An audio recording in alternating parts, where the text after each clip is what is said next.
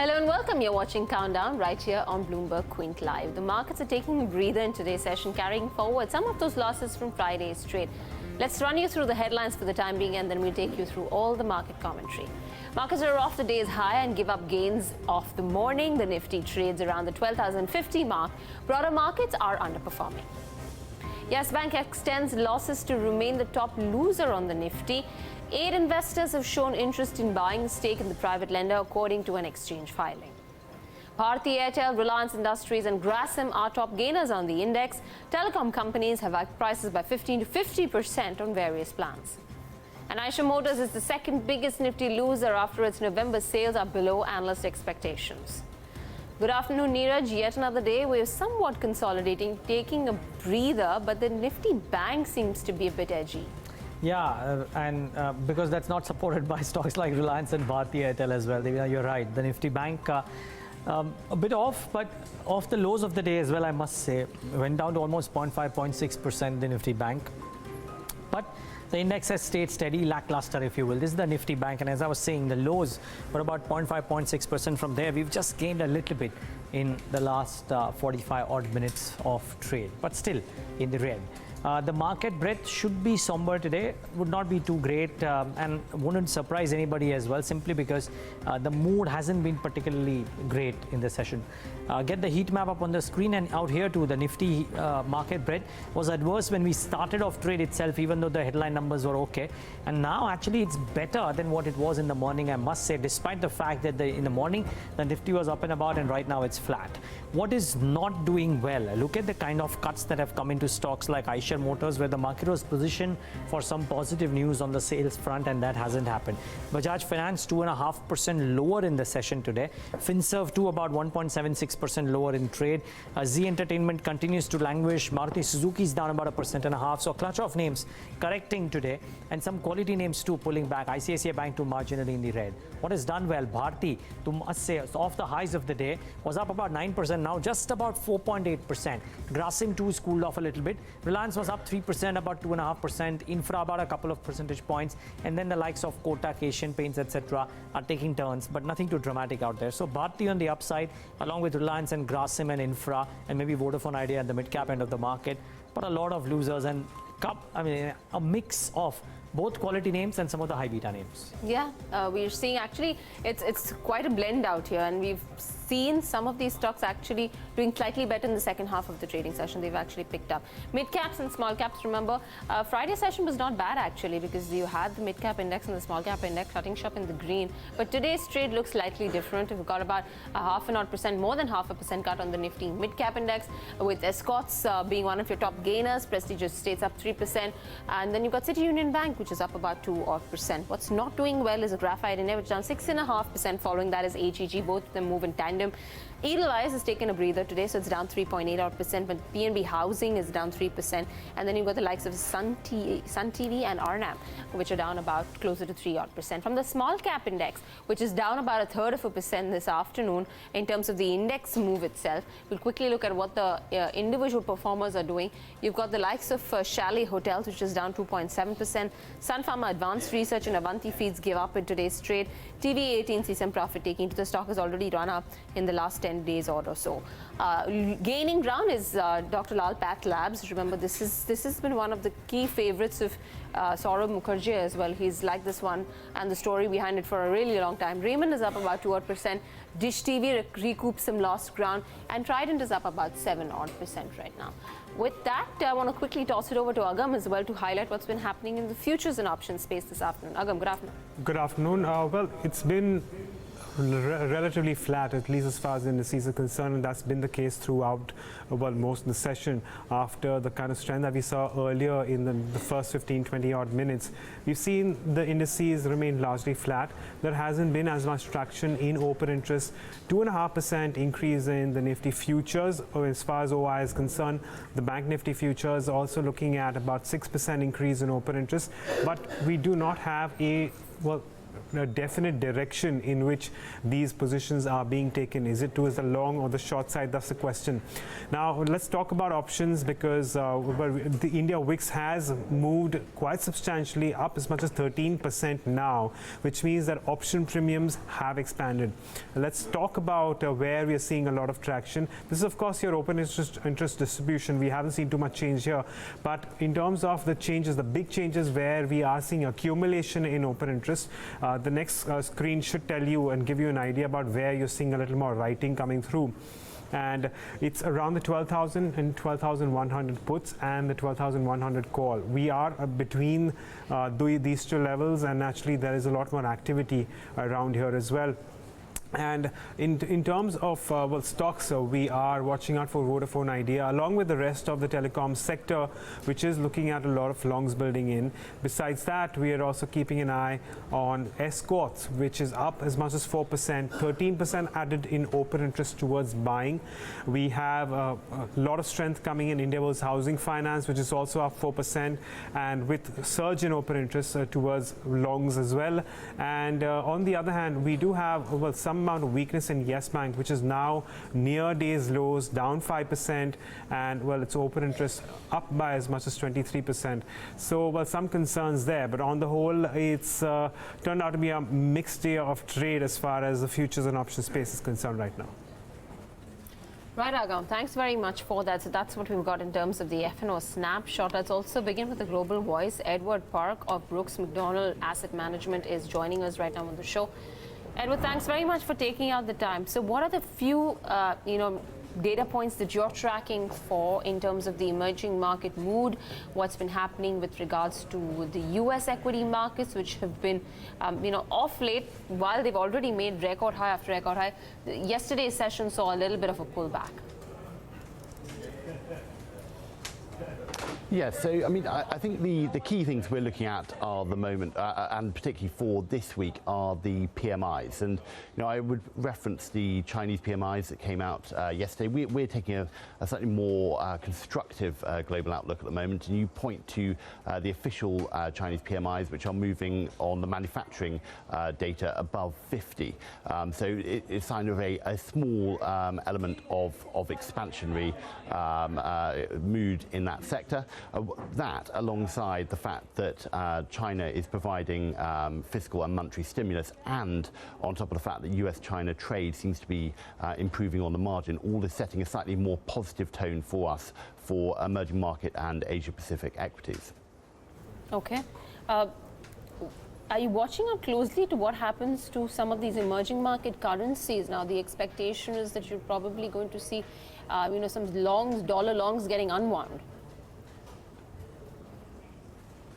Yes, this is a big area of concern. In terms of when we looked at August of last year, for example, that was where a dollar strength was putting quite a lot of funding problems over to emerging market currencies. Our expectation is that the dollar will remain largely range bound over the next 6 to 12 months. Whilst we have had a change in terms of interest rates in the United States, they've clearly come down quite sizably. We're also seeing quantitative easing, whilst officially it hasn't restarted.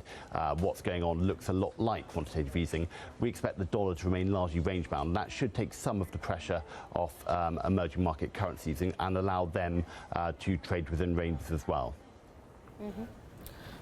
Which market are you currently most optimistic on, Edward, from the emerging market pack? Sure. Within emerging markets. So within emerging markets, China and Greater China is where we have the majority of our positions. Where we have positions there, we are underweight the large state-owned enterprises and are overweight those which have exposure to the consumer primarily. And again, that's a lot of those factors coming through, and also the fact that as a general area, the Chinese equity market still remains quite cheap. That remains cheap not only on a basis compared to some emerging market countries, but also compared to particularly United States, but also Europe as well. What do you think the implications of the trade talks are going to be now? Because we started off just a few weeks ago, thinking that there is the first phase of the trade truce, which is just around the corner. And now we have China saying that they want to roll back of all the tariff hikes that have been imposed. Do you think this will continue to remain an overhang as we step into 2020? I think it could well continue into 2020. And it's really interesting, isn't it, that actually 2 or 3 months ago, we were talking about phase one trade deal. And it was sort of, the mood music was sort of suggesting it would be a ceasefire rather than anything else. And actually over the last couple of months, we've had this beginning of the idea of a rollback.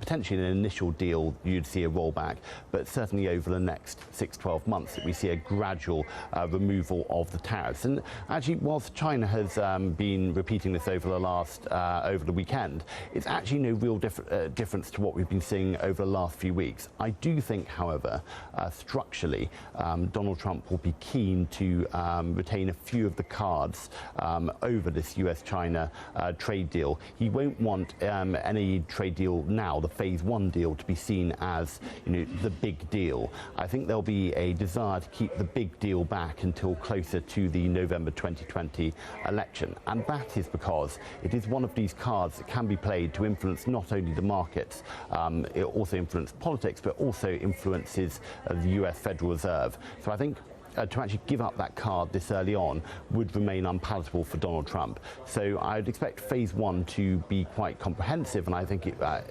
some tariff rollback would be on the table. But I think a full retreat from that is unlikely at this stage.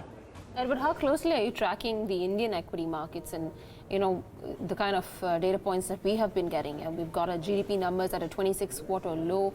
We just got our manufacturing PMI for the month of November, which came in at about 51.2, which was slightly better than the previous month.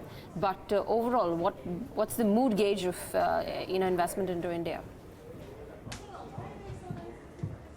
I mean, there's been quite a bit of uncertainty about capital market-friendly policies in India, which has kind of kept a few investors on the sideline. I mean, again, I think on the margin, sentiment there is improving. As you're mentioning, the PMI data is stabilising. I think that is a theme we're seeing globally of a bit more constructive backdrop. So I think one of the in terms of the idiosyncratic factor for India, the feeling of whether the government and policy more broadly is capital market friendly is absolutely vital to increase sentiment going forward.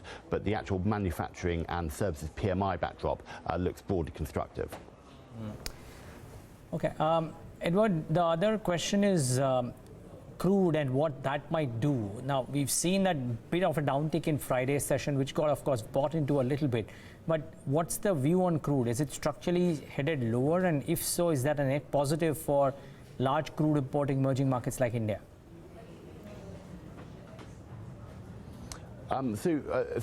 Gold, our view there is that that's highly correlated with the amount of negative global debt out there. So we've seen this go up to about 17 trillion in August. It's now back to about 13 trillion US dollars. And actually we expect the gold price to be quite heavily correlated to that. Based upon that rather simplistic model, the gold price should be quite a bit lower than it is currently. I mean, I think there are two schools of thought really on gold. One, that the negative yielding debt is the large determinant of that, gold being the classic negative yielding asset class because of the cost of insurance and storage.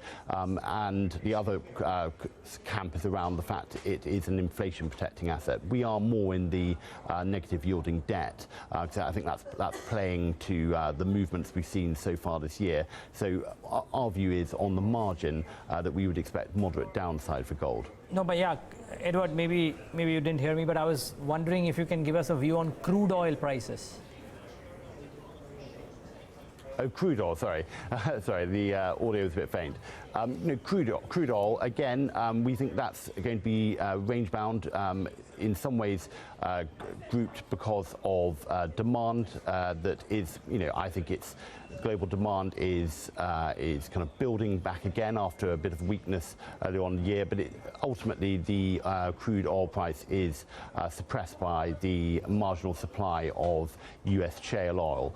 So that we expect it to be largely range bound, which is quite good news, I think, for economies which are dependent on the oil price, and particularly in terms of being an importer, because that gives a bit more certainty in terms of the range that will trade within. Okay, Edward, we'll leave it at that. Thanks much for taking the time out and being with us. I appreciate your time. Thank you. Well, that's the view from a global voice on the markets at large. I must say the markets and the banks have just recovered some of the losses, which is actually a good sign. However, there are mid-caps and mid-sized companies that are doing well. Tejas Networks is one such stock that has been doing well and is in news recently as well. It's won a small order from BEL for supply and services to various projects, but more importantly, with all the happenings around the telecom space, are these good times for the prospects of business for this company? Let's get in Sanjay Nayak, the MD and CEO of Tejas Networks, for a quick chat. We just spoke to him about a month and a half ago. But Mr. Nayak, good having you again. Just first off the bat, comment on what do these hikes mean for the space at large and for the kind of spending that the telcos would do? Would you have a sense of what it would mean for a company which is in your kind of business if you don't directly benefit out of this? No, I think, first of all, I think it's a win-win situation for everybody, the tariff hike that we're talking of, because this will really give a little bit more, flexibility for the operators to actually invest into capex, which is definitely needed for giving high-speed broadband services, especially to homes and enterprises. This is a segment which has been ignored. While mobile has been getting a lot of attention in India, the home broadband and residential, the other enterprise broadband hasn't. So I think it's a good thing for them because they will actually have the ability to make the capex investments. Indirectly, it benefits us for sure because we directly play into the space which enables home as well as enterprise broadband. We're not doing the mobile operations, of course, but so I think it should be good for us. Operators will have more headroom, customers will get better service, and clearly we will see more capex in our kind of business going forward. So I wouldn't ask you for exact numbers, but let's say how do you expect, say, the next two calendars to be like in terms of order inflows from the telcos compared to what the last 2 years have been? I mean, we are in December, so I'm virtually counting 2018 and 2019 as two finished years versus what 2020 and 21 could look like. Yeah. So let me first talk about the India piece for us. In India, really, we see, if I look at calendar 2020, there are two things which I think can be positive drivers for us, and maybe one could be a negative driver.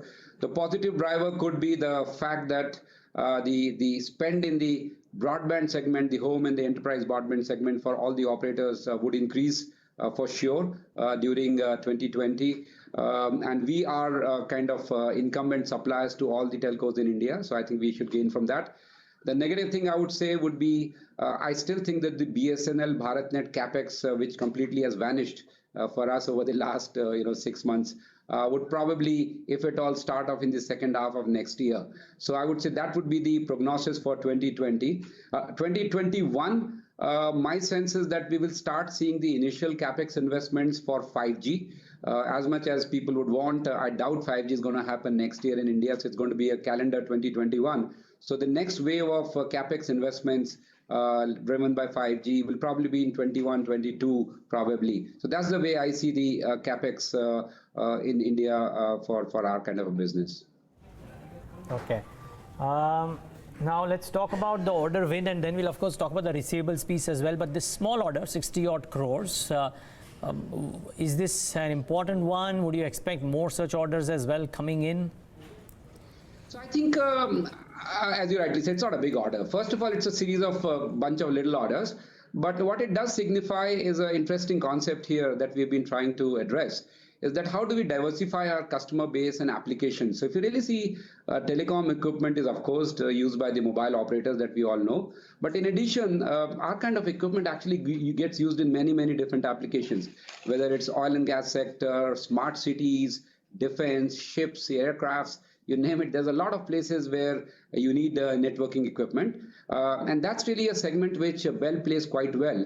And that's a segment where, for example, in a project of $100, our contribution could maybe just $2.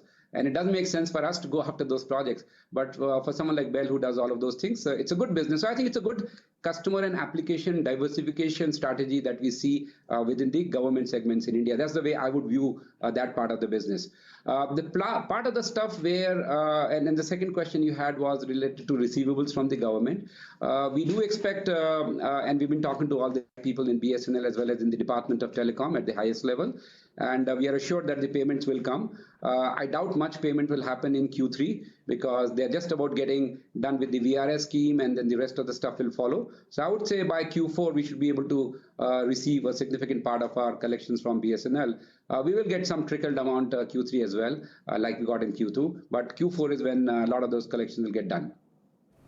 Okay, and okay, so would you believe that the receivables position or the receivables status for Q3 and Q4 combined would look much better than what the last 2 quarters or maybe even the last 4 or 6 quarters have shown up? The run rate at Absolutely. Absolutely, absolutely. And I'll tell you why. So if you really see, the major receivable that we had was from BSNL. And again, within BSNL, it was not for the BSNL's own network, but for the BharatNet project, which BSNL was executing on behalf of the government. So I think, but that kind of got hit into the crossfire because of the BSNL issues. So I think minus that order, actually, our receivables and DSOs have been coming down. My sense is that in Q2, we increased our cash position by about 60 crores. So we went from 230 to 290 crores. By the time we finish the financial year, we should be in a significant better cash position from a receivable perspective. And secondly, I would also like to highlight that in anticipation for orders, we've actually ended up building quite a bit of inventory. So the inventory for us is common in the sense what we ship to customers in India, government or international, it's exactly the same products. So we've already paid for a lot of that inventory, and our cash which has kind of got consumed in that inventory should also get released by the time we finish Q4. So I would say by the time we finish Q4 on receivable, we should be better. We should significantly be better in terms of working capital as well as the overall balance sheet. So that's the view we look at. The other part, by the way, which I did want to talk about, and we talked about it last time as well, was our focus on international. So while we are heartened by the improvement in the sectoral segment in India, starting with BSNL being bailed out by the government, and I think they will do well once they get the initial stuff done, and the private operators, especially with the tariff hike that they announced over the weekend. Our real focus of the company is that we do want to make sure that we globalize our business. Medium term, our target is to have 50% of our revenues coming from international. It's a good chance that by the end of next fiscal year, we'll achieve that, and which is a big jump because last year, only 21% of our total revenues was international.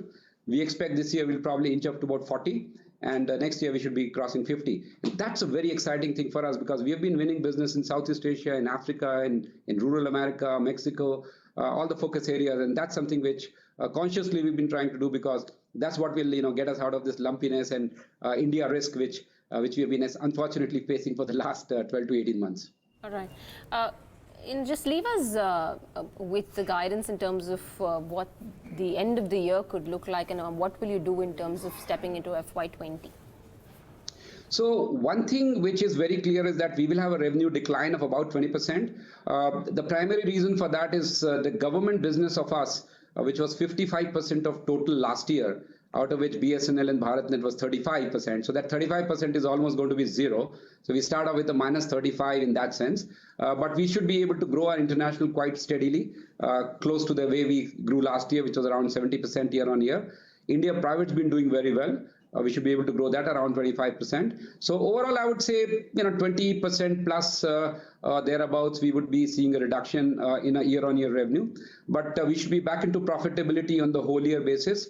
Again, by the end of Q4, we should be doing around 10% operating profit given where we see things. So we should have kind of done a very significant turnaround of the company in terms of the complexion of business moving from government to private and from India to international, getting the cash back into the system, and plus creating a foundation for international growth, where I think with the success we've been seeing with the incumbency base, we should have a much more solid year going forward as we enter next financial year. All right, we leave it at that. Thank you so much for joining us, Sanjay. I really appreciate you taking out the time. Thank you. Other management at Tejas Networks saying Q3 will see a slight bit of a dent on the back of BSNL and the other accounts moving out, but Q4 they should be able to prop themselves back up. 1.5% higher on Tejas Networks right now at 100 rupees. On to the newsmakers of the day then. Yes Bank is the top Nifty loser in trade today. The bank has decided to raise up to $2 billion via preferential share issue to a clutch of investors. Shefali Malik is here with more details as to why this has not yet managed to spur the interest in the stock price. Shefali. Well, the market has not seemed to believe the confidence expressed by the management in terms of the quality of the investors. So basically, there's going to be a large dilution of around 41% and not so great valuations. The book value is going to be depleted by more than 11%. And basically, the investors, if they get in the full investment as proposed, will end up holding more than 10%, which will require Reserve Bank of India's approval, in fact, at more than 5%. And there are some concerns because in last couple of days, before the announcement was made, a lot of names were doing the rounds, a lot of PE players expressing interest as per the various media reports, but none of those names were visible in the final names announced. And also the history of Mr. Arvind Singh Brech, who's the biggest, who's proposing the biggest investment. There is a legal history that he has, so that might come into play when trying to meet the RBI's fit and proper criteria. Other than that, the other big partner, the other big investor, CTAX Holdings, the balance sheet of that one is pretty limited as per the latest filings in UK. And so Yes Bank actually replied back to BloombergQuint, and they said that they have relied on the statements made available to them, which do express confidence with regards to the availability of the funds. But despite that, meeting RBI's fit and proper criteria will be an important one. So a scenario analysis that I did, that if they get just 5%, for which no approval is required, that will mean just a capital of around 4,600 crores, assuming that all the other investors, they do get to do the full investment as they're proposing. If they're allowed 10%, the two large investors, and that will mean a capital of around 7,700 crores coming into the bank, which is just half of what all the investors put together are proposing. All right. Shefali, thanks very much for that. The market not really enthused though the quality of investors. But we'll have to wait and watch as to how this unfolds. The stock for now is down about 5.5%. On to key brokerage calls then. UBS has upgraded JSW Steel while it has downgraded Tata Steel as well as it's cut its price targets. Nikki Mutandani, she's here with more details on that report. Nikki. Thanks, Devina. One brokerage and two completely different calls on the steel counters, Tata Steel and JSW Steel. Let's pick up the one where it's upgraded the counter, that's JSW Steel. It's upgraded to buy from neutral and has hiked the target price to 315 rupees as compared to 290 rupees earlier. It sees expansion in margin, says that it's not currently priced in, and says lower raw material cost is expected to aid the margin. In terms of the standalone EBITDA per ton performance, the brokerage sees that improving by 7 to 10% in FY 20 and 21 and 22. It says that a timely completion of the expansion and the projects will mainly hold the key, and it says that the investor will now focus on how this execution happens, and that could be one of the factor due to which a re-rating would take place. Overall, it says that also domestic demand is outlook right now is looking mildly positive for JSW Steel, which not forgetting the fact is a low-cost converter. On the other hand, we have Tata Steel, where it's gone ahead and downgraded the rating on the counter to sell from a buy and has steeply cut down the target price to 360 from 675. So there is a big cut coming in on that counter. It says that weakening India business earnings is going to be delaying the deleveraging plans of the company. Back in September, the company already reported that it would not be able to meet that $1 billion mark reduction plan for the financial year. So it says that even after saying that, it's going to be a bit of challenging task for Tata Steel right now, because investors will continue to focus on the turnaround seen in European business, and also Southeast Asian stake sale will hold the key. It doesn't see that happening anytime soon. It also said that the aim of making European cash business cash positive by the end of FY21 seems to be a difficult task right now for Tata Steel. Though it does see some amount of respite coming in if domestic steelmaker becomes, the environment right now becomes more supportive for the standalone business as a whole. Right, Nikki, thanks very much for that. So watch out for JSW Steel and Tata Steel. Biocon is the other stock you need to watch out for. It is trading with gains in today's session. Database indicates that Mylan has launched the trastuzumab in the US markets. Darshan Mehta, he's here with the implications of the same. Darshan, how big is this? Yeah, it's quite big because the management had said that they expect this drug to be launched by the end of calendar year. It was actually expected to come in November. That hasn't happened. So the news will be, it will be Mylan who will launch the drug, and Biocon is its partner. Now the pricing database that is there indicates that Mylan has already launched this drug, and they have two strengths in which they can launch it, 150 mg as well as 450 mg. So we asked Biocon, they haven't responded yet, but internally they opposed the quarter second numbers. They had said that they expect the launch to come in this quarter itself. Now, how big is this drug? It's a $4.5 billion drug globally, out of which $3 billion is in the US. The drug is already launched in the EU, but a lot of analysts have said that the big re-rating will happen once the launch happens in the US. So now the other thing is there are already three other players in the fray. There is Teva, Samsung and Pfizer already have approval. Amgen has already launched it as an at-risk launch in July 2019. So if Mylan has already launched it as per the database, so then this will be the third player that will happen in the market. Nirmal Bang in his report had indicated that they are valuing in trastuzumab at almost $150 million of top line sales in FY21. So quite decent for them because this is the big opportunity that they were looking for. Certainly shown in that stock price as well. Darshan, thanks so much for putting that into perspective. 1.5% higher on a day when the rest of the market isn't quite doing all that great. Well, bring up just the market flavor before we get in our experts. So the banks continue to languish about 126 odd points, and we have a clutch of those mid-sized names that continue to do well. Good time to get in Ajit Mishra of Religare Broking. Joins us right now on the show with his thoughts. Ajit, good having you. Thanks so much for joining in. A call on the Nifty or the Nifty Bank. Is there a trade that you would recommend on either of these two indices today afternoon, Ajit?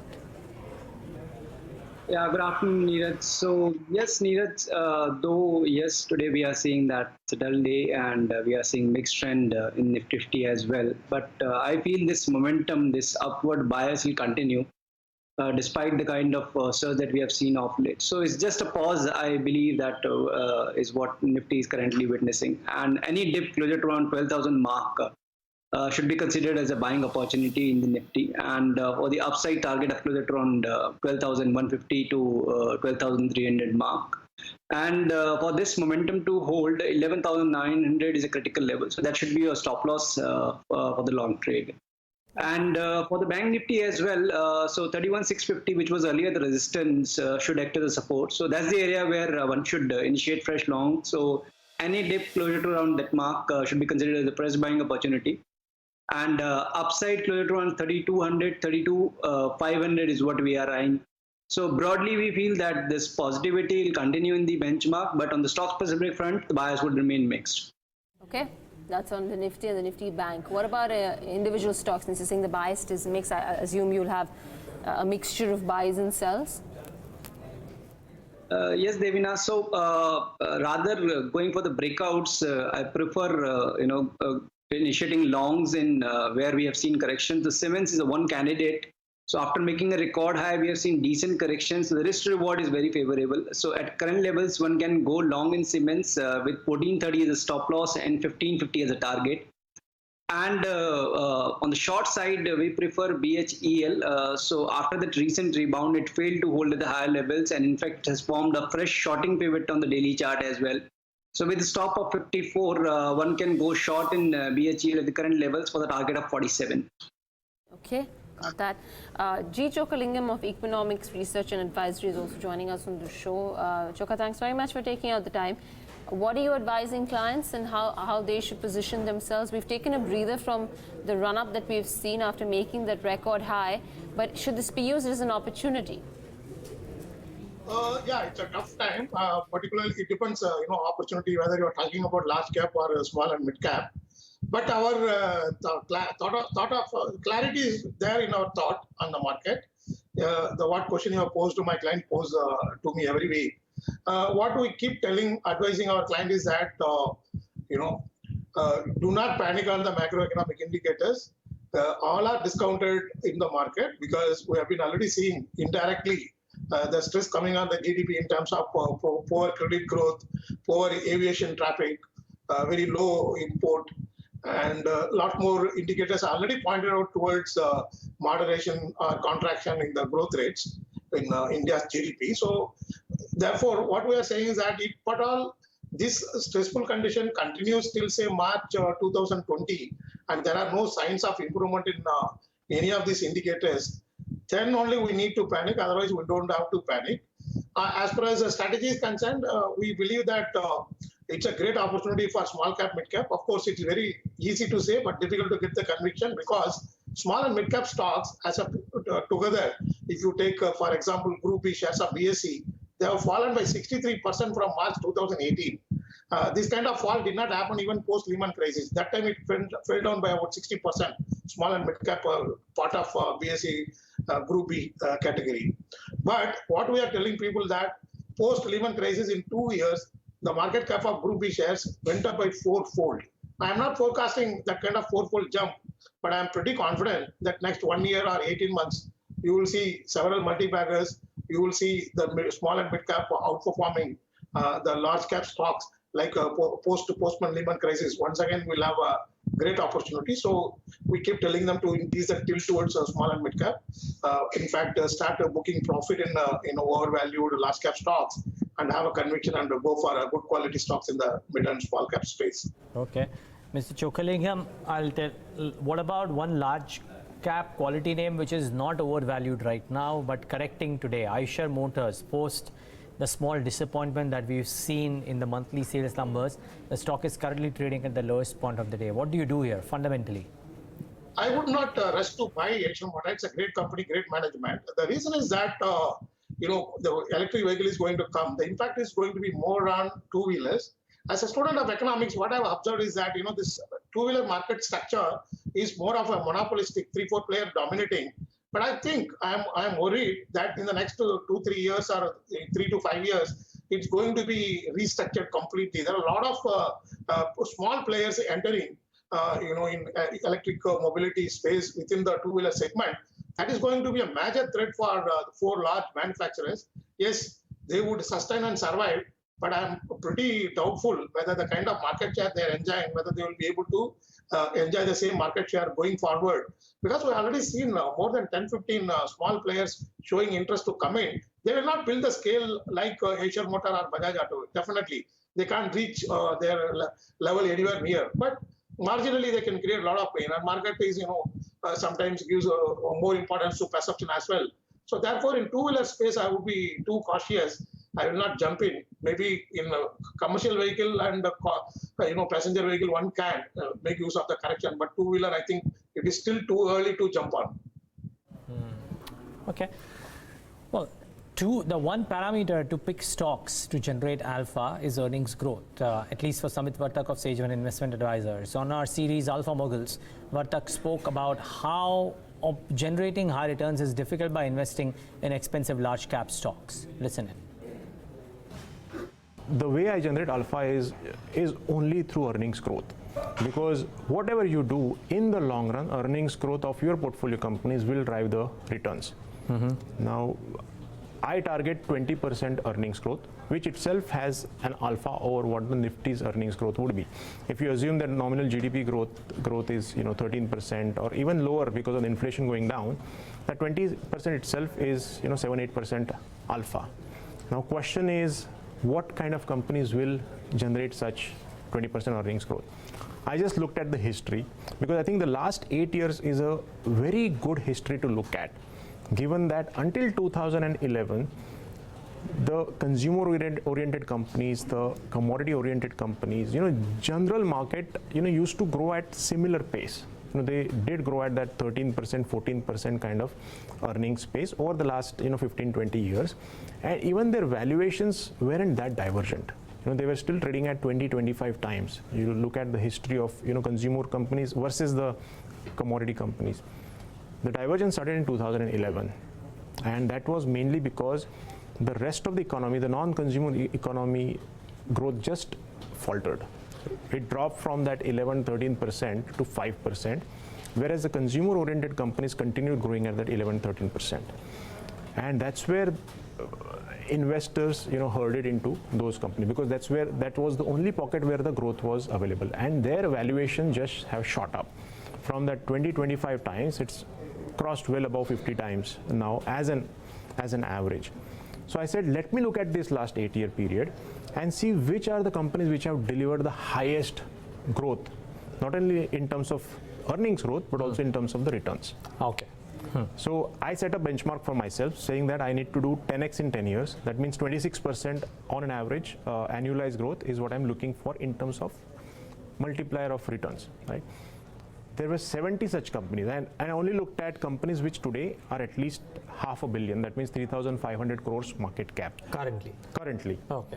And which are those companies which are multiplied, at that? So they could have been 350 crores 10 years. They could have been 350 crores 10 years. They were at least 3 to 400 crores at that time. Now, in these last 8 years, there were 70 companies which did that. That means we had 70 companies which have grown at more than 26% annualized. The average growth for these 70 companies was 37%. Share price return. That means you do 23x in 10 years, compared to 10x in 10 years. So you had such a large pool of companies which qualified, and their average earnings growth was about 21%. That means they delivered more than 20% growth, and because of that there was re-rating in these companies. Now then you look at what were the profiles of such companies. Almost 85% of these companies were commodity oriented. That's interesting. Yeah. So I think it's against what the general perception is that, so the companies, major contributors to these were chemical companies, pharma companies, there were a lot of financial companies.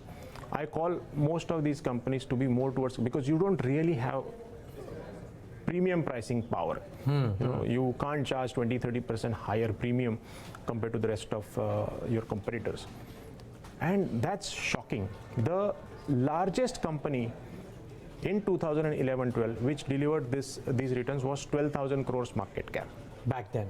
Back then, right? That means none of the companies which were about 12,000 crores were delivered these kind of returns. Okay.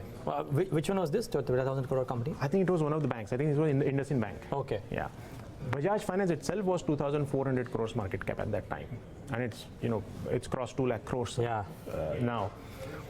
So that's what, as an investor, you need to know what will constitute your portfolio. If you're looking for such returns, it's impossible to do that by getting into whatever quality of company it could be, if it's a large cap. And this is a part of our Alpha Mogul series. You can catch the entire show along with the entire write-up on BloombergQuint.com. All right, back to the markets then, and a slight bit of a recovery, at least for the Nifty Bank, while the Nifty 50 still remains absolutely flat. A quick glance at the contributors will tell you that there's an equal pressure building up on the losers end, with HDFC Bank and the likes of Bajaj Finance and the likes of Infosys, which is counteracting the boost given by Reliance Industries, which is contributing about 29 points on the upside for the Nifty 50 right now. Ajit, a quick word on any of these telecom stocks, whether there's more upside left in the form of a trade?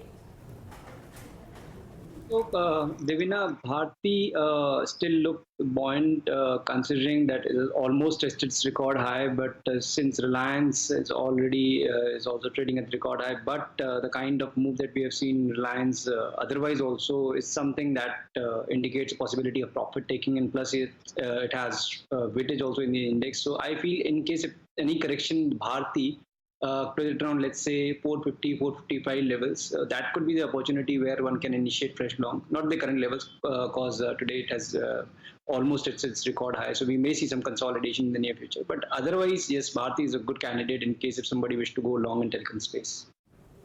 Okay. Would you keep a stop of any sorts around this position? I'm guessing it's a positional trade. Yes, so Neeraj, close it around 450, as we've said, that one should initiate long, and 440 on the closing base should be a stop loss, and again 470, 475, close it around the record high should be a target area. Oh, so you'll buy it only at 450 with a target of 470. That's a, well, okay. So don't look at it right now is what I think Ajit is trying to say. Mr. Chokkalingam, are you a buyer here because of the increased uptick or the upticks in EBITDA that are likely to come up as a result of the hikes in prices? Would you be a buyer in a Bharti or maybe even a Vodafone? In fact, we bought when Bharti was around 332, and we exited around 400. We'll have to cut across to the Lok Sabha, the finance minister is speaking. Future litigation, it is proposed to clarify that the certain activities which are not in the nature of manufacturing, such as the development of computer software, printing of books, mining, etc., shall not be treated as manufacturing for the purpose of allowing lower taxation regime available for the new manufacturing companies. So these are largely the additions which are being made. There are a few more which are equally important. At this stage, I shall not get into further details. I can explain as and when members ask me a question or are able to comment on it. There are a few other details which we will be able to explain.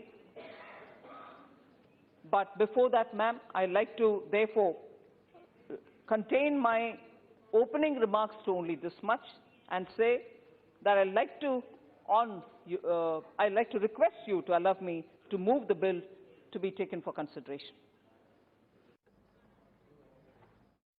Well, the amendments, I think we just got to it wherein she was talking about the possible amendments to the corporate tax cuts, the bill being moved for passing. Nevertheless, okay, Mr. Chokkalingam was talking about the telcos. Mr. Chokkalingam, so you would have bought it at 332, which is a great buy then. My question is for people who've not done that and are thinking whether or not to buy a Bharti Airtel or a Vodafone at the current prices.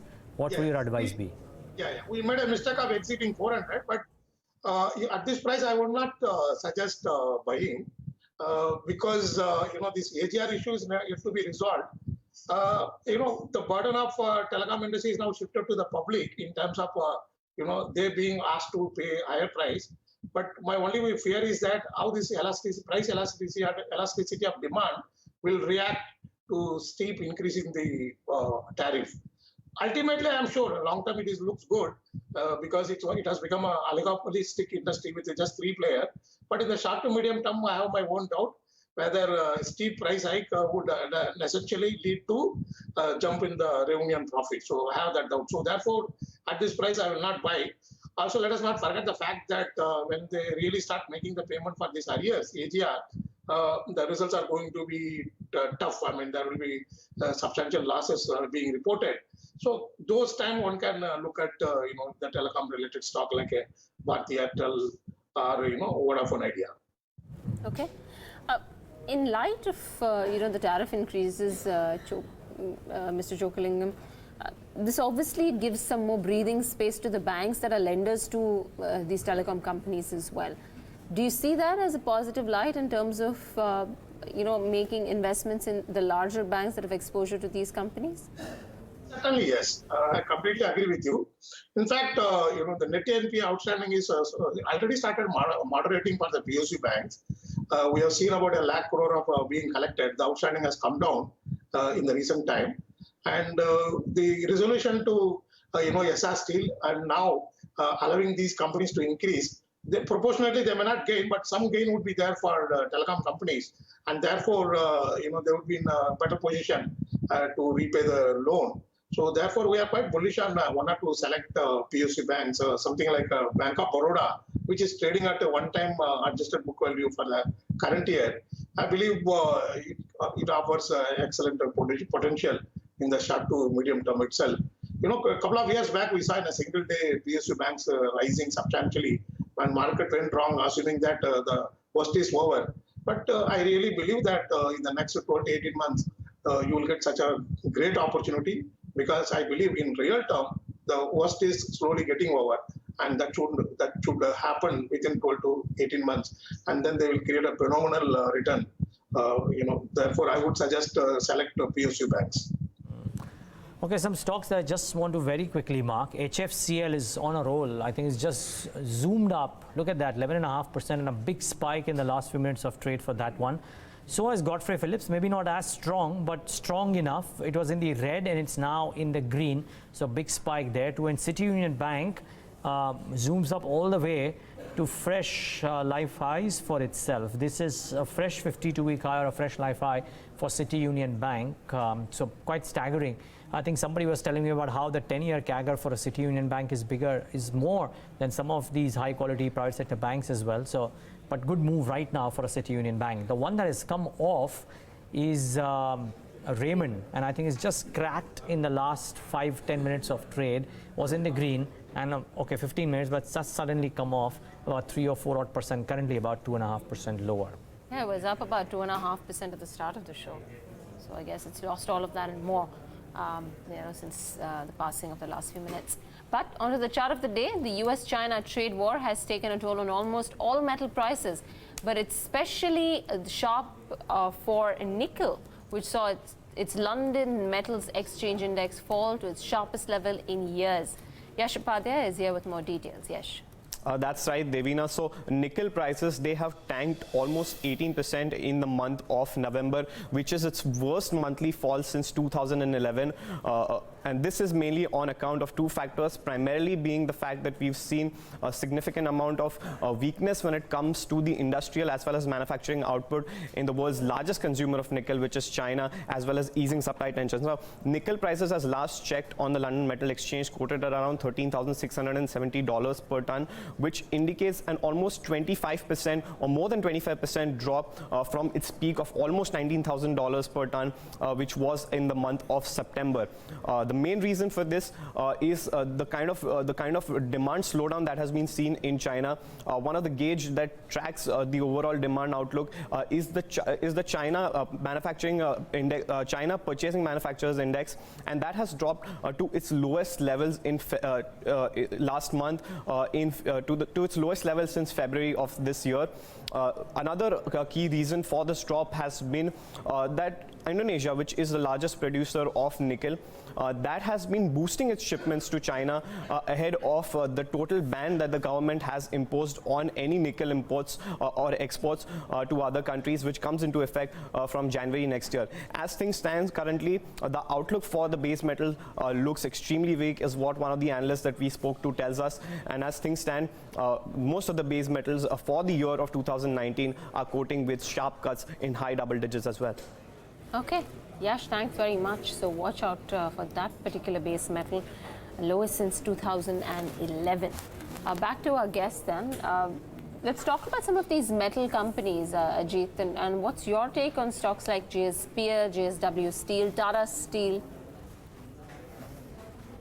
So, Devina, after the recent run-up, we are just seeing consolidation. And if we talk about, on the short-term basis, I feel JSW Steel looks still strong on charts in comparison to what we have seen in the steel and power and Tata Steel, because they've already have a decent run-up and trading closer to their immediate resistance zone. So, JSW Steel has surpassed its immediate hurdle. So for any fresh buying, I would recommend going ahead with the JSW Steel. And for the levels, I would recommend, since it's trading at the record at the day's high, so 264 should be a stop loss in case if you wish to initiate any fresh longs, and clear around 282, 285, that should be a target area. Okay. That's JSW Steel. 3 months stocks been up about 23 odd %. Chokka, one last question before we let you go. Any stocks of your liking, that you feel has worth looking at right now in terms of creating bigger, value generators rather to have in the portfolio? I would recommend Cyient Limited. In fact, I've been banking on consolidation theme in the mid-size IT for the last 5 years. Some of the ideas luckily proved to be successful. I firmly believe that the consolidation which we saw starting from Patti Computer would continue now. Already 4 or 5 companies were taken over. Very interestingly, all these companies were taken over around 2 to 2.5 times enterprise value to revenue, respective parameters. Now, Cyient is available at 1 time enterprise value to revenue, and PE also 1 year forward PE also just about 10. Most acquisition happened at a PE of anywhere ranging from 16 to 23. And like other companies, this also debt-free and net cash company. Like Mindtree, here also the promoter stake is very low, around 20-22%. So I believe that it is. I'm not forecasting that Cyient would be taken over. What I'm trying to tell you is that it's quite possible for a money more player to join this consolidation process. That would ultimately re-rate the valuation multiple of mid-size IT stock like Cyient Limited. So the management also proven to be good for last 15-20 years. Yeah. So therefore, I would recommend strongly Cyient. Mr. Chokkalingam, a follow-up. We were just looking at various time frames of Cyient: 3 months, 12 months, 2 years, 5 years. All of those time frames, Cyient has given negative returns. Why are you wanting to go out and bet your money on such a stock as opposed to so many others available? This is what I recommended City Union Bank in 2011. 2 years, it did not give return. A lot of criticism. I have seen in my career many value stock. I may be wrong. The point is that the history hardly proved to be the guiding force in the stock market unless it is related to governance issue. But the valuation, even the Polaris crashed to 135, did not reward investors. But the merged entity went as high as 800 rupees if you take intellectual. There are many examples. I may be wrong, but I believe this is the beauty of the stock market. You see the re-rating and unlocking up the valuation potential happening over a period of time. So as long as I follow 5 parameters, there is no pledging, there is no debt, and the time-tested management in the stock market. And the large cap companies are struggling. And in fact, they are not able to grow more than 2-3% in dollar term per annum. So that is why I started this theme of consolidation involving mid-size IT somewhere in 2012. So far we saw 5 deals happening. I believe 2-3 more happen, and that should eventually lead to this kind of re-rating. Okay. Fair call, Mr. Chokkalingam. We'll leave it at that. Thanks so much for that. Let's see how Cyient performs in the times to come. You never know, a 5-year lull might actually give way to some better returns as well. Okay, before we move any further, let's hear out one more market voice. Tahir Badshah of Invesco AMC is hopeful that normalcy of growth will return in the system and 2020 will be comparatively a better year for the Indian markets. Earlier today, Tahir told us that he thinks the overall economic cycle is likely to become more broad-based in the coming year. Here's a slice of that conversation. I think quite a number of some of the measures which have been taken in the recent past will kind of play out gradually. I wouldn't use the term much better, but I think it will probably be a better year compared to 2019. We will obviously see base effect. We will see liquidity in the system kind of helping growth come back. I think NBFCs, after a very sharp 30-35% contraction, should kind of settle down. We'll obviously see a differentiation between NBFCs and NBFCs, but I think the system will probably revert back to some normalcy of growth. And at one level, NBFCs do. I mean, if they get the liquidity and they are able to borrow in the market, I think they will drive demand. So, in case of NBFC-related growth, supply creates its own demand, and I think some part of the demand erosion that we saw in the 2019 year was to do with the supply impact at the NBFC level. So yes, I would in totality, I would probably think that it's a bit of a risk-on market from a global standpoint, as well as from a domestic perspective. We should see things settling down. Consumer sentiment can probably get better, and we're kind of hoping that we will see some bit of spark out of the rural markets, as well as food inflation becomes a little more beneficial to rural incomes, and government spending in the rural areas becomes a lot more supportive. Tahir, I just want to get your view on how a few months ago, we actually saw a period of peak polarization where the weightage of the top Nifty 50 stocks hit highs of about 64% versus the bottom 35 stocks. Now that historically has been a turning point where, you in the rally that follows this period of peak polarization, you have the bottom 35 stocks starting to move up and a backseat being taken by the top 10 drivers. We've started to see that happening. So from the peak weightage of 64%, it's come down to about 62% already. Do you see that, probably unfolding in a more larger fashion, where you see a bigger impact from the bottom 35 stocks? Yes, absolutely. I think it's all a function of where we are in the overall growth cycle. And I think if the overall economic growth cycle were to become a little more broad-based, and which is what I would probably think will likely happen in 2020, I think it's a fair game that, the markets will broaden. I mean, why should investors just chase 10% stocks, 10% growth stocks at 50, 60 multiples if there are opportunities wherein you can probably see either similar growth or probably slightly better growth, maybe at half or 1/4 of the multiples. So it's going to be rebalancing for sure at some level, as we see, and it's happened in the past. It's not that it is something which has not happened. We've seen it as late as 2 years back when there was a substantial rally in mid and small caps, and at that time large caps valuations were not as high. So I think that mean reversion is more or less a given, and I think the right triggers would obviously be the recovery in the growth cycle. So yes, this will start coming down. As you rightly said, we are already starting to see that. So probably if I were to look at data on the last 1 year basis, there is still a big large difference between the large cap and mid small cap performance. But I think when we zoom it down to the last 3 months, we see probably parity within performance of large, mids and small. So I think it's starting to happen. It's in the early stages, but it should probably unfold a lot more further in the course of 2020. All right, can expect a recovery in the next year, come 2020. That's what he believes.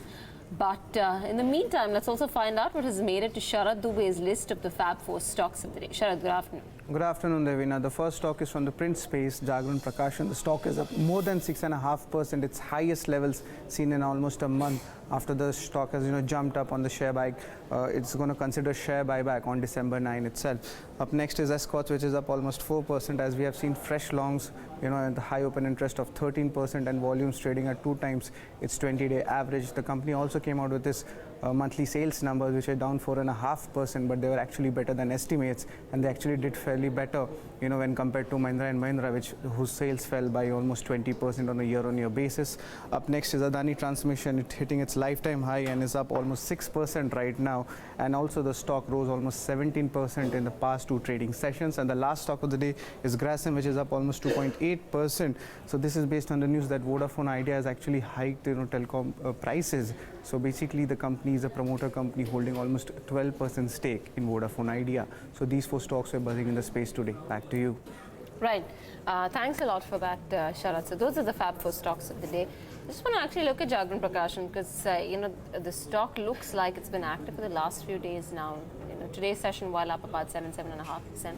Just want to look at the last 7 days' performance of the stock as well. 16%, but it's had its fair share of ups and downs as well. The last few days have been pretty flattened. 59 on the stock. Bringing in Rahul Mohindar of Viratech Software. He's joining us right on the show. Rahul, thanks very much for taking out the time. Before we get onto your index call, since we're already in the cycle of talking about individual stocks, let's get down to your stock ideas first. I think the first stock which I'm a little bearish on is Hero Moto, and I think the reason for that is clearly the breach of some key support levels. So I think we'll drift a little lower. So keeping a stop loss at 2,440, one could go short for a target of 2360. On the positive side, I still think a decline in something like an Axis Bank should be bought into. So near-term traders could aim for 755 as a price target. I keep a stop loss of 734. Mind you, if you have a slightly longer horizon, we would be looking at about 780 on the stock. But for shorter term traders, a good start would be 755 as a target. Okay, and do you feel that the last 2 days where the index has not done a whole lot much could actually be an opportunity to enter at these levels for a bigger upside on the Nifty 50 and the Nifty Bank? See, obviously, from a percentile scale, I don't think this is a point that you're going to get magnanimous returns on an index. But the point is, are we going to clock ahead? I think technically there's no reason to worry. I still see a lot of the indicators or majority of the indicators on the positive front. Where people are getting a little bit worried is, are we kind of double topping? Because, previously back in June, we made similar highs of closer to this 12,100 level. I think there's not much of a panic because, when you look at the volume figures, that really justifies the fact that this market is probably here to stay. When you see the key heavyweights, the likes of an HDFC or a Reliance, still in fine fettle, from an index standpoint, I clearly think we're probably headed for higher levels. One needs to keep in mind that unless the Nifty breaks a level of 11,960 on the spot, the short-term trend even does not turn negative. So let's not worry too much medium to long term. I think we're really going to be within a range of 12,200 on the upside, 11,960 on the downside over the week forward. Rahul, good afternoon. And just wondering, we've spoken about these stocks with almost everybody, but it would be wrong to not talk about these with you. For somebody who went long on a Bharti Airtel at the opening highs today and is seeing a bit of a pull back, best to keep a stop and let it go, or would you consider this to be a positional trade because of the inherent strength in the charts?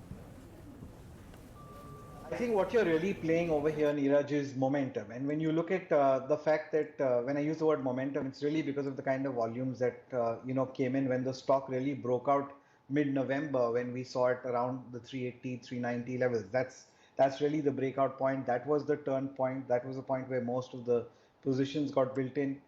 But answering your question very clearly, I am a little worried. Above 440, 450 is very strong resistance on Bharti. So at this level, this is not an area where I'd recommend, staying long on the stock. I think it's a point where I would take profit. If you bought at the open, unfortunately, I would stop it out. I really think the stock will correct once to about 420 to 425. Okay. Well, that's the call on Bharti Airtel. And again, I think there's a bit of a consensus that let it come off a bit and then maybe might be a good time to enter. For now. Maybe just stay away. Rather, don't go out and bet your house that it will move up higher. It's had a disappointing day of trade today, I must say. It started off higher, then came off a little bit, and then inched up to almost 9.5% from there. It's now just up about 3.5%. So the day trade has been pretty pathetic. I mean, 6% lost from the top of the day and slowly and gradually going lower. I wonder what Vodafone Idea is up to as well. Was up about 20 to 23%, in fact, even 25% at the point of time. Currently about 12.5%. Not as bad as Bharti, I must say, but hard from those highs as well. But Bharti Airtel in particular has completely corrected. As is Reliance, by the way, it's now just up about 2%, was up quite strongly at the start of the trading day today, up about 3.5%. So not bad there.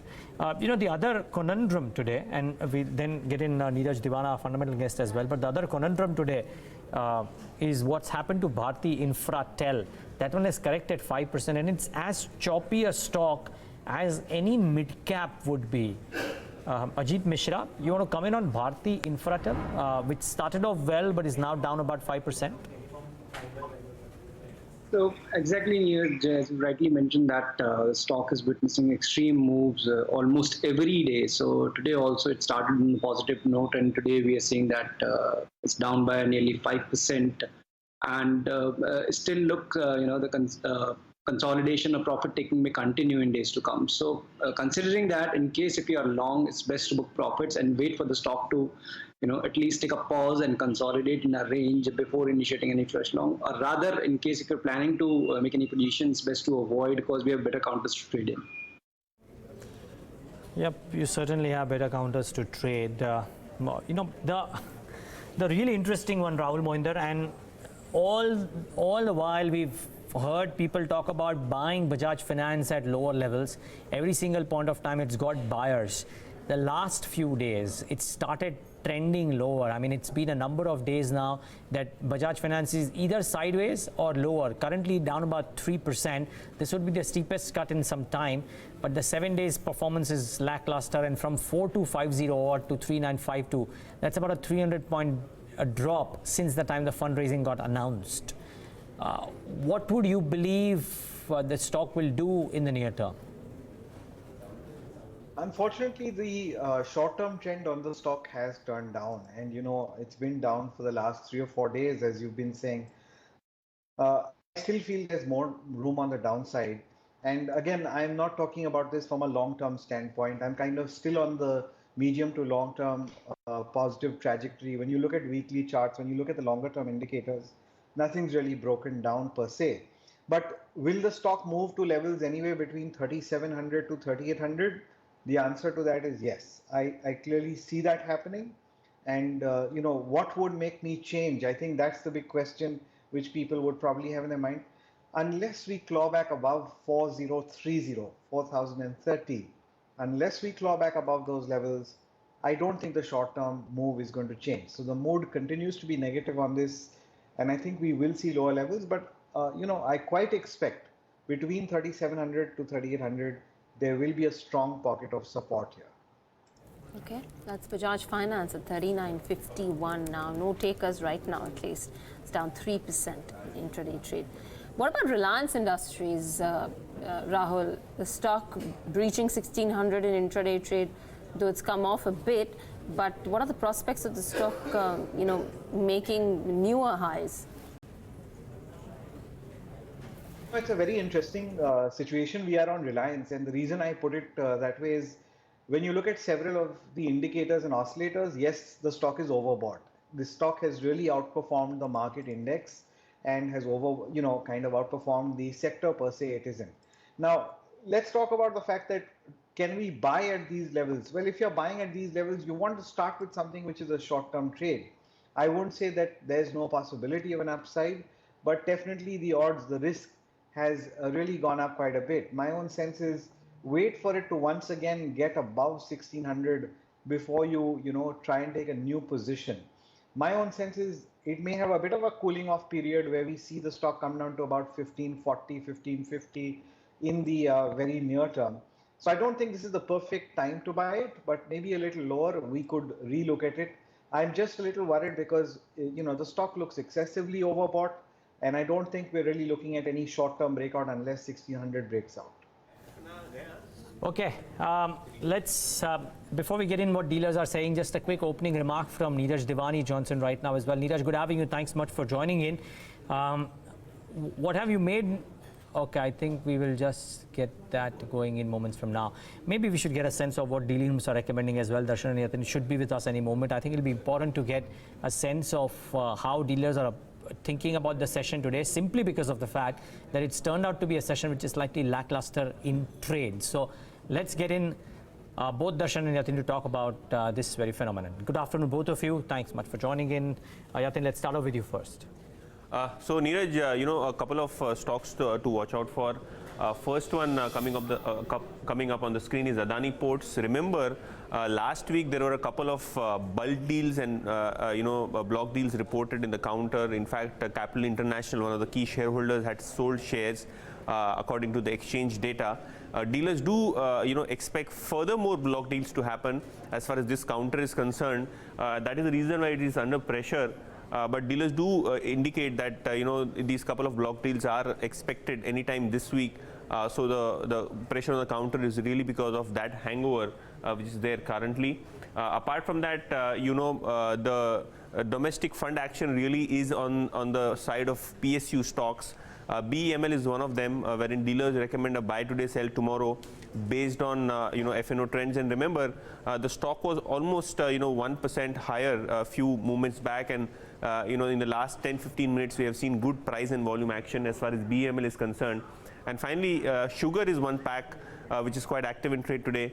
Dealers do indicate that select HNIs are buyer in sugar stocks, including the likes of Balrampur Chini, but Darshan has a few more stocks to talk about. Yeah, so one of the stocks that's been spoken about is RBL Bank. Dealers to indicate that the demand for the QIP, which most likely will be launched today, is quite strong. Some of the notable funds and HNIs have given up and have told that they are interested in accumulating. So that's one of the stocks that's been spoken about.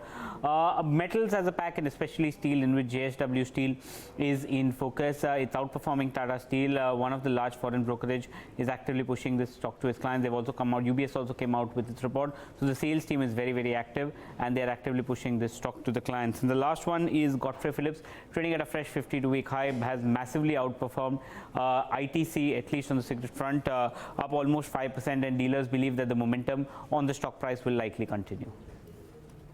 We'll watch out. Thanks a lot for that, Darshan. So watch out for some of these names as well. Neeraj Dewan of Securities with us on the show. Well, I would have loved to speak about the tobacco companies as well. But Neeraj, good having you. Thanks for joining. Let's start off with a pack which is in news today, and that's autos. We've discussed telecom at length. So I want to talk about autos as well. What did you make of some of the numbers that came out? Did anything surprise you positively? And conversely, was something very disappointing? Something like Eicher, for example. Yeah, good afternoon. Yeah, Neeraj, actually, looking at the numbers of Maruti, they were quite positive when you compare on a sequential basis compared to October. The November numbers were pretty encouraging, and similarly, even we saw some good numbers coming from Escorts as far as Tata is concerned. And even Tata Motors, the commentary has been quite positive, and sequentially, there also, as far as medium and commercial vehicles are concerned, there is definitely they are saying that there's better inquiries and they're seeing improvement there. But on the other side, Eicher Motor, even commercial vehicles didn't do well. So that was sort of a disappointment. And I think I'll say that it's a mixed sort of number that we got from the autos. So two-wheelers, we had expected, there will not be too much of an upside in the numbers. So that I think was as per expectation. But looking at Eicher commercial vehicles, that was a disappointment. Okay. What else, Neeraj, in terms of getting constructive on any stock or any sector after Q2? As far as the market setup is concerned, I feel that the market for the immediate future may be a little overbought, and it will just depend on if you get some more liquidity, which like Friday we saw a sell number from FIs.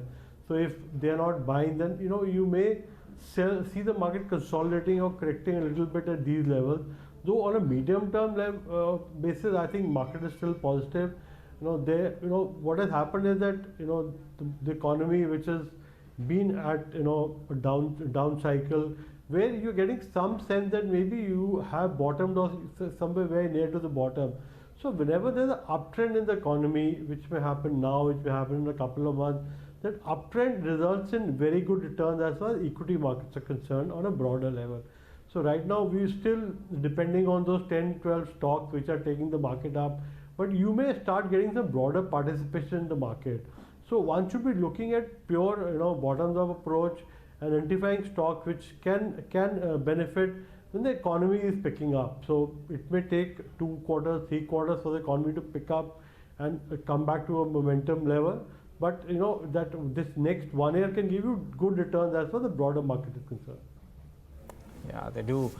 I was looking at some of the stocks, Neeraj, which are trading at fresh life highs for themselves in the session today. There is Godfrey Phillips, which is up about another 5% and therefore trading at life highs for itself. Tube Investments has had some serious gains in the last few days. I think 60% gains in the last 3 months, and that is trading at life highs. And there's some gains for City Union Bank, which with this 229 or 230 rupee mark is also trading at life highs for itself. Very scattered set of names, Neeraj, but fundamentally, if you look at any of these, I mean, the South-based companies like Tube Investments, the one that they have investments in, or a City Union Bank, or for that matter, some of the tobacco companies like Godfrey Phillips.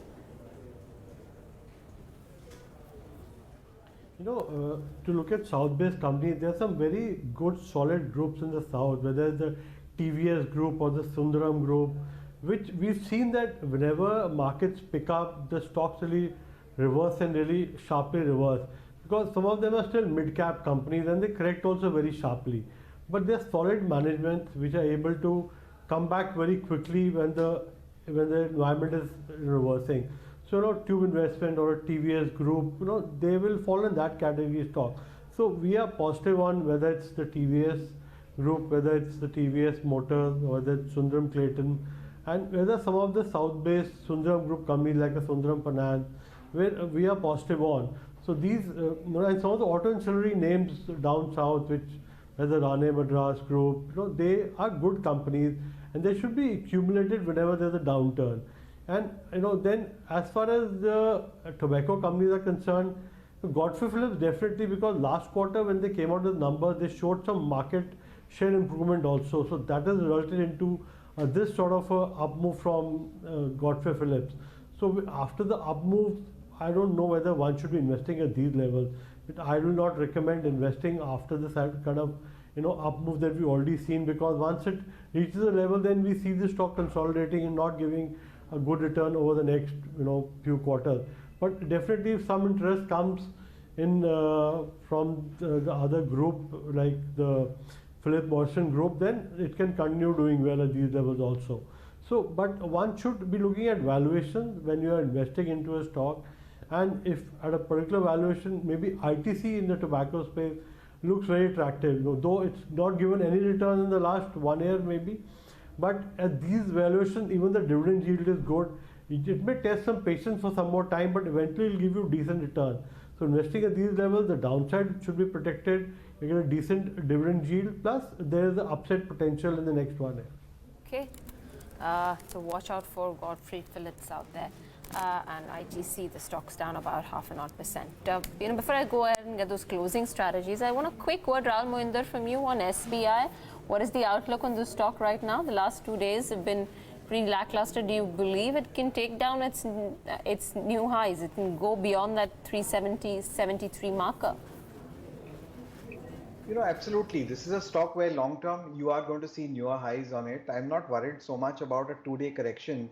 Mind you, the last 2 days which have corrected are also on under average volumes, which again shows that the mood is more towards buying. The breakout is more positive than negative. The stock should move to targets of 378 according to us. It's hard to kind of pinpoint exact price where you'd buy it, but closer to 330 I would be tempted to again take a position. Mind you, we've had quite a steady run in the last 2 months on the stock, so that a 2 or 3 day correction is more than welcome. Otherwise what tends to happen is when we fall, we just correct instantaneously. You think it can, what are the levels that you can go down to, Rahul Mohinder, SBI? We are looking at about 330.35. This is a reasonable point to start entering. We came very close to that level even in today's low, but I'd watch it for a day or two. It's hard to perfectly time this, but yes, closer to 330 I would be a buyer. So keep this in mind. I just think it's a sense, and we'll take in top trades as well, but look at the kind of opinion that is coming in on Axis Bank, on State Bank of India, on Bajaj Finance and a few others, which probably shows that if indeed all of them are near the short-term support levels from where they bounce back, it could augur well for the Nifty Bank as well in the financial space at large. So you've got to keep that at the back of your mind. Axis has corrected a bit, SBI has corrected a bit, BAF has corrected quite a bit as well. Do watch out for this one as well. Actually, since we're on the topic of some of those, Axis Bank is bouncing back, by the way, 745, so do watch out for this one. Neeraj, Dewan, Bajaj Finance, there is some talk of exposure to an account or two which might not, when there might be a small write-off here and there. They've also apparently asked brokerages to return some of the money. The stock is under pressure today. Can there be more pressure? I think there can be some pressure because even the valuation-wise, Bajaj Finance is trading at a very hefty valuation, a very premium valuation. So there can be definitely some small correction from these levels. But the kind of growth that we've seen in Bajaj Finance, in spite of the challenging environment in NBFCs, has been tremendous. So, if there's a correction in Bajaj Finance, it will definitely be bought into. So I'm not seeing it a very big correction. There can be a small correction, plus because it's at a high valuation also. Closing strategies from our experts. Ajit, I'll come to you first. Your top closing strategy.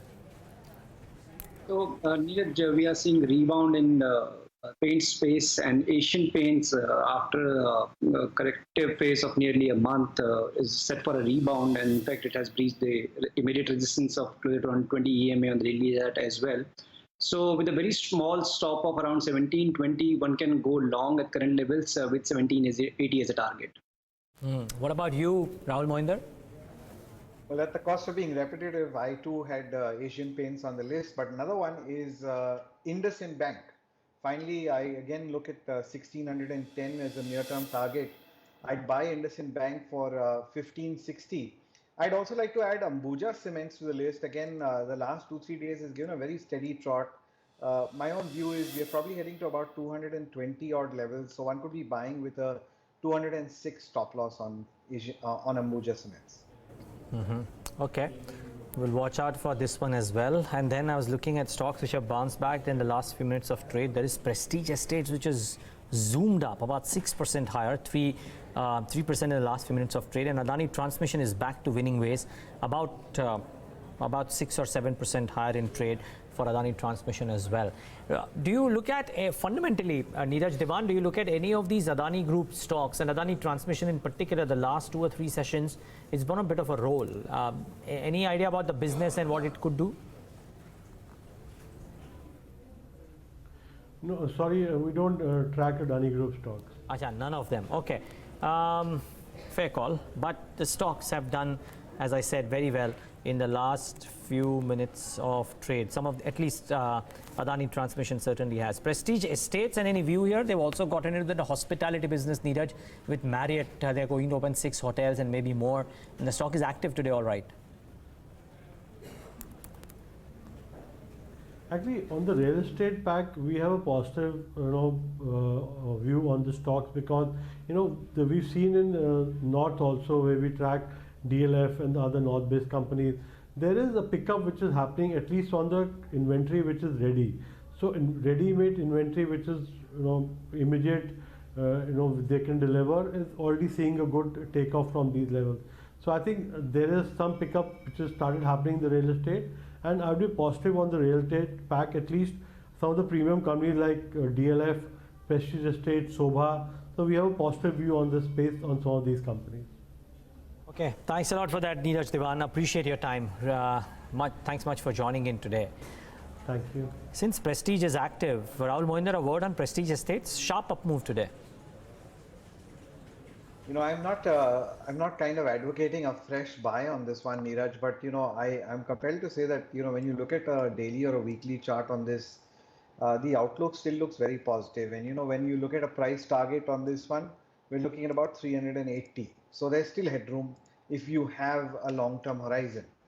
Now the question is, do I buy this towards the close? Well, if you can put in a strict stop loss of about 321 on this, keeping a short-term approach, that could be a possible way to enter this. So I still like the stock. It's not the most thickly traded of counters in terms of consistency, which is why I won't really keep it in the portfolio. Okay. Fair call. We'll take in closing thoughts post-market close, but just less than 3 minutes left for the markets to shut trade. And must say the index move belies what happened beneath, because a clutch of names had extreme volatility in the session today. Not necessarily between the red and the green, but certainly from the highs to the lows or lows to the highs. But very, very flat close for all the 3 key indices. The Bank Nifty 2 closing very, very flat in the session today. Some bounce in the last few minutes of trade. The mid cap and the small cap indices, I think the breadth was negative, and that shows in the way the indices did too, because both the mid cap and the small cap stocks got hit, and that's why the market breadth nearly 2:1 in favor of the declines. We'll talk about that in a bit. Then I'll speak about the mid caps as well, but let me talk about the large cap stocks first. Bharti Airtel ending 4% higher, quite off from the highs of the day, but not at the lows of the day either, which is maybe a respite. Reliance Industries 2.5%. There is Grasim up about 2%, and then the bounce back that I think Ajit was talking about. Asian Paints about a couple of percentage points. Kotak Bank, Axis Bank, IndusInd Bank. So banks showed a bit of a pullback. Yes Bank did not. It's ending at the lowest point of the day, as is Eicher Motors and as is Bajaj Finance. So not the best of days for these 3. Bharti Infra not at the lowest point of the day, but in the red, which is not too great. ONGC corrects. Sun Pharma corrected a bit. There is BPCL and Tech Mahindra too, which had weak days, and the likes of Tata Steel too correcting about 1.5%. So the large caps not beaten out of shape, but certainly slightly weak, and it showed at the broader end of the spectrum, Devina, very weak performance. Yeah, almost 0.75% given up for the mid-cap index, the small-cap index under pressure by more than 0.5%. So it looks like a day where you have seen the broader market succumb a bit. Talking about individual stocks, there are a few bright spots. So we'll start off first with the telecom space, and just what we've been seeing with Vodafone Idea and the kind of interest that's come back into the stock. It's closed the day with gains of 13%. Remember, price targets have been bumped up on the counter on the back of big boost to EBITDA with regards to the kind of tariff hikes that they have taken. So closer to 12 even is one price target on Vodafone Idea. It's up at 8 odd rupees. HFCL saw a big spike in trade, and that happened in the last half an hour of trade. It's shutting shop with gains of about 13.5%. A continuous mover on the upside and a good performer in terms of pricing action has been Adani Transmission. Day in and day out, you've seen the stock continuously make its way forward. 7.5% today, 332 on the stock price. I think it's the last 4 or 5 trading sessions that the stock has been on a tear. You've got Prestige Estates today, which has done exceptionally well too. And the stock's ending with gains of about 8.5%, and that spike coming in the last few minutes of trade. Tata Coffee, Godfrey Phillips, we spoke. Neeraj Dewan just said he liked the stock. The stock's going to end with gains in the session, closer to 4%. Indiabulls Housing recovers a bit today, so it's not sub 300 anymore. It's come back to about 302. BEML, Escorts and Inox in today's session are stocks which have gained ground. Inox actually, after seeing a tremendous move last month or so, it had flatlined, no interest of sorts. And today you've seen some amount of interest coming back in. What's not doing well? Subin Life on negative news this morning is down about 16%. Tata Communications has lost some ground. Profit taking on the likes of Edelweiss, JM Financial. Both of these stocks are ending the day in the red. TV18 too sees some profit taking, with the whole conversation about interested parties and picking up stake in the network. Stock is down 5.5% today. Shipping Corporation of India, post divestment confirmation and approval, the stock's been on a downward bias and profit taking after the sharp run up that the stock had already seen. It's down 4% today. PNB Housing Finance and Just Dial are the other 2 stocks which are going to end the day in the red. But it's a flat day of trade, so nothing much to worry about as such. It's been a day or two after the kind of moves you've seen to record highs. It's almost a given that you would see some bit of retracement. Yeah, some bit of retracement, but it's happened unfortunately at the broader end of the spectrum where we are wanting some recovery to come in. So that's not the best, and which is why the market breadth that I think both me and Devina were talking about will come up on your screen, and you'll see almost 2:1, almost there, 2:1 in favor of the declines, and it's closed at the worst point of the day in the session today, Devina. All right, that's the broader market space. But in terms of the index contributors and the overall turnover, which has led to these moves, these are the index contributors finally shutting shop flat. Reliance contributing 30 points, so that's not bad going. I think that single-handedly supported the positive. And on the negative side, the drag by, I think, Bajaj Finance towards the end and HDFC Bank, which was one of the laggards today. And finally, let's take a look at the turnover as well to see whether or not this has come on the back of heavy volume. So at par in terms of the cash market turnover, F&O also somewhat normalized, about 8.5 lakh crores. Yeah, but you won't have a Reliance and a Bharti Airtel in all probability contributing tomorrow. So that could be an interesting one as well. That's where it stands out. But final thoughts from our experts. And Ajit, what do you expect the telcos to do tomorrow? So, Neeraj, as we were discussing that we have already seen a very strong surge across the telecom counters. So, yes, we may see some profit taking and consolidation, which is likely, and it will be healthy for these telecom counters to witness some consolidation prior to any further up move. So, even for the index, the strategy that we have discussed to buy on dips, we'll continue with that because we are ranked 12,300, and that's going to be the gradual target. It's not going to hit in a day or two. But meanwhile, on the stock-specific front, we'll continue to see movement on both sides of the market. So rather focusing only on the long side, one should maintain few shorts. And as we have recommended during the beginning of the show also, that BHEL, BPCL, Infi, there are some of the counters which look slightly on the weaker side. So apart from a long position that you already have, do maintain few shorts as well. Okay. And in light of all of this, Rahul, Mohindar, if we were to go down, what are the levels that you foresee from where we could bounce back? The closest and the most critical level for a short-term trade, I think, will be more towards 11,950. So, if we get somewhere even close to that, you can't wait for the perfect number. 10, 15 points in and around that level, I think that's a reasonable point to attempt a trade. I think, Neeraj, what needs to go down us is the fact that whether you look at the Dow, whether you look at the Nifty, in the last 2 months, October to December, we have really seen almost a 10% rally from the lows. So, yes, the market's a bit, expecting a bit of a correction. I would say the market probably wants that little correction, and the way I term it is, it's a healthy correction. It's a profit-taking correction. And why I say it is because when you look at volumes on majority of the stocks that are declining, they're under average volume. Whereas when they break out once again, you'll probably see above average volume. So I think these are all kind of, if you start joining the dots, the market really needs a pause, wants a pause. But finally, yes, should move to about 12,200 if you're looking at the very near term. Okay.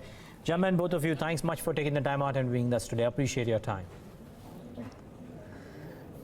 With that, it's a wrap on this edition of Countdown. Thanks so much from Dewan and me and the team that's put this show together. Up ahead, we get you the markets wrap.